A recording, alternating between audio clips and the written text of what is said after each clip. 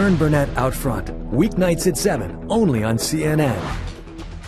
Well, an evacuation has been ordered for an area north of Los Angeles after a squirrel tested positive for the plague.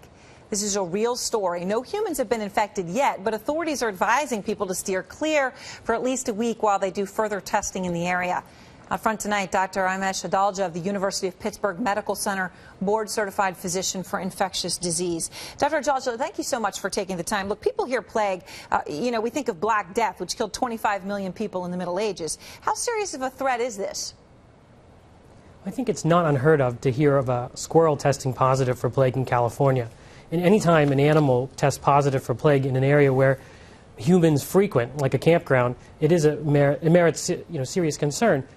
And it's very prudent for these authorities that run the campground to close those areas to the public and to advise people to take general precautions when they're in those areas and to avoid feeding squirrels, for example, avoid their pets, putting their pets in situations where they may have fleas jump from rodents that are wild rodents to them, as rodents are the main way that plague is spread from animal to animal or even to humans. Mm-hmm.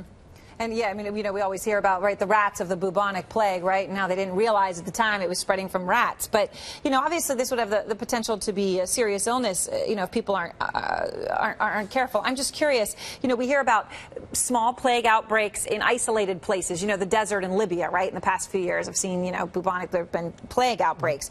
But, we don't really hear about it in a country like the United States, in a highly populated place like California.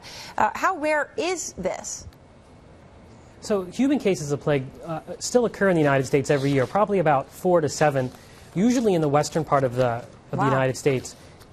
In San Francisco in 1900, there was a big plague outbreak, and at that time, the rodents kind of migrated west of California to a kind of a line that goes between North Dakota and Texas, and we call that kind of the plague line. And that's where you see rodents that have plague, and that's where you see the human cases that happen every year, probably, like I said, 4 to 7.